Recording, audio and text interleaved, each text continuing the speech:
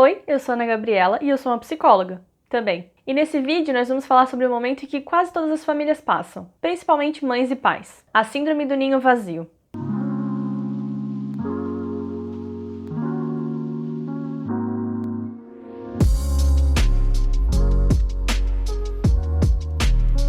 Antes de mais nada, se você é novo ou nova por aqui, vou te pedir para se inscrever no meu canal. Eu tenho outras redes sociais e os links estão aqui na descrição.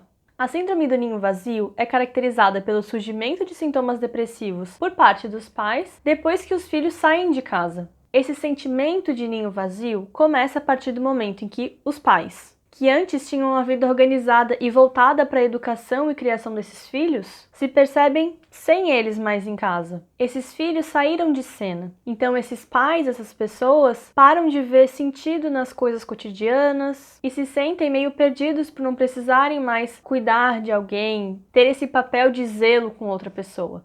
Geralmente, essa síndrome é bem pontual. Ela acontece a partir do momento em que esses filhos saem de casa até o estabelecimento de uma nova organização familiar, uma nova forma dessa família funcionar. O problema acontece quando essa síndrome se prolonga, quando a pessoa não vê mais um objetivo de vida sem os seus filhos. E aí essa síndrome se transforma num quadro depressivo.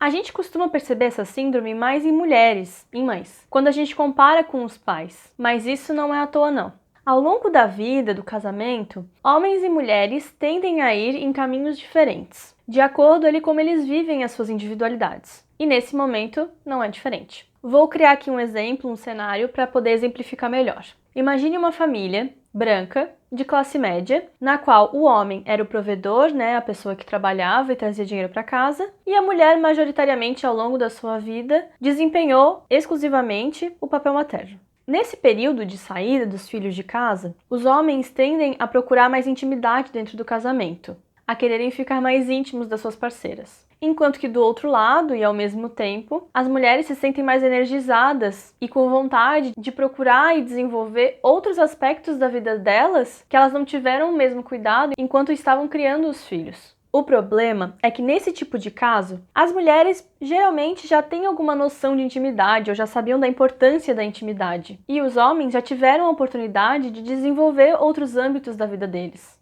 E aí começam os conflitos conjugais, porque um tem desejo de uma coisa e o outro tem desejo de outras. Esse momento de saída dos filhos de casa, muitas vezes, também encontra a mulher já na fase da menopausa, que é uma fase muito complexa. Por quê? A mulher geralmente já está com a autoestima abalada, porque ela se sente muito velha, ela tem que lidar com o fato de que ela não é mais fértil, e isso é um grande problema, porque socialmente as mulheres têm a sua grande importância porque elas são férteis, e a partir do momento em que essas mulheres não são mais férteis, elas também são descartáveis. Nesse momento as mulheres também ficam muito autocríticas, ou até mais do que elas foram ao longo da vida, com a sua imagem, com o seu corpo, com o que elas estão vendo no espelho. Porque, como eu disse, o corpo está numa fase de grandes mudanças, e mudanças muito significativas, assim como outras fases ao longo da vida.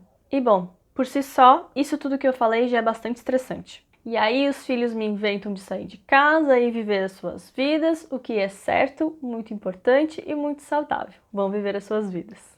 Acho muito importante, inclusive, eu falar aqui, que existem alguns estudos que mostram que, na realidade, não existe uma síndrome do ninho vazio. Quer dizer, existe mais um medo do ninho vazio do que propriamente o ninho vazio. Esse sentimento de que as mulheres, principalmente, vão ficar sem saber o que fazer, sem os seus filhos em casa. Só que na realidade é o contrário, quando os filhos saem de casa, como eu falei no começo do vídeo, essas mulheres ficam mais energizadas e com mais vontade de olhar para outros âmbitos das suas vidas. Mas aí vem a queridíssima culpa materna e tenta impedir que essas mulheres vivam as suas vidas para além da maternidade. Imagina que absurdo, uma mulher que é mãe querer viver a sua vida para além dos seus filhos. Essa culpa, esse sentimento, vem da ideia de que as mulheres não podem ser nada além do maternar. E isso é totalmente equivocado. E assim, depois desse monte de coisa que eu te falei aqui, o que resta, a conclusão disso tudo é que, se você tem filhos, em algum momento a dor da separação vai acontecer.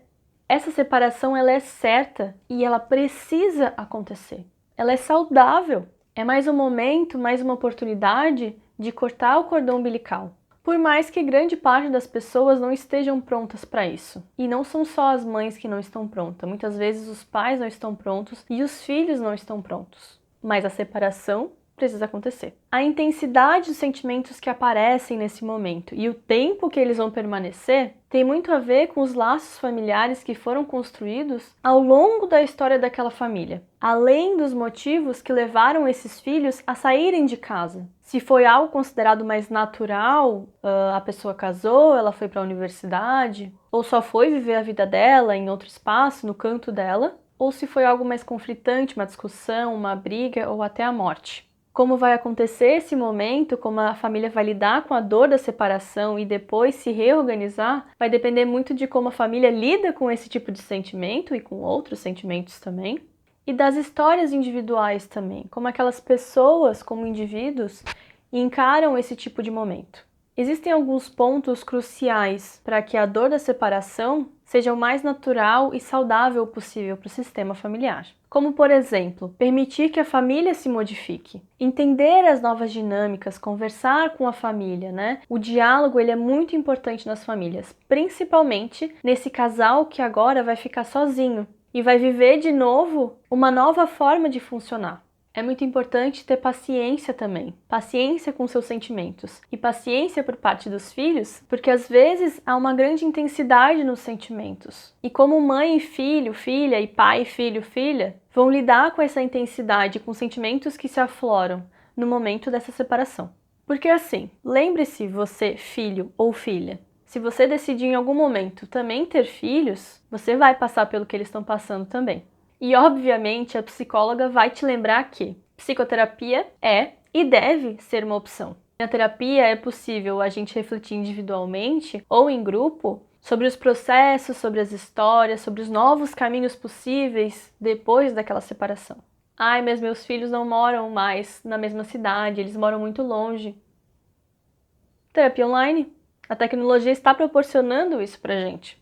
Então, assim, a dor da separação, ela pode acontecer, diferentes intensidades, depende da história da família, depende dos laços familiares, e a família vai lidar com isso da forma como a família conseguir lidar. E às vezes com o auxílio fica bem mais fácil. Então é isso. Se você gostou desse vídeo, não esquece de deixar o seu gostei. Comenta aqui embaixo o que você achou do vídeo, se você já tinha pensado sobre o tema. Compartilhe esse vídeo com alguém que esteja passando por esse momento familiar. Acho que vai ajudar bastante. Não se esquece de se inscrever aqui no meu canal, as minhas outras redes sociais estão na descrição. E nós encerramos por aqui. Um beijo e até a próxima!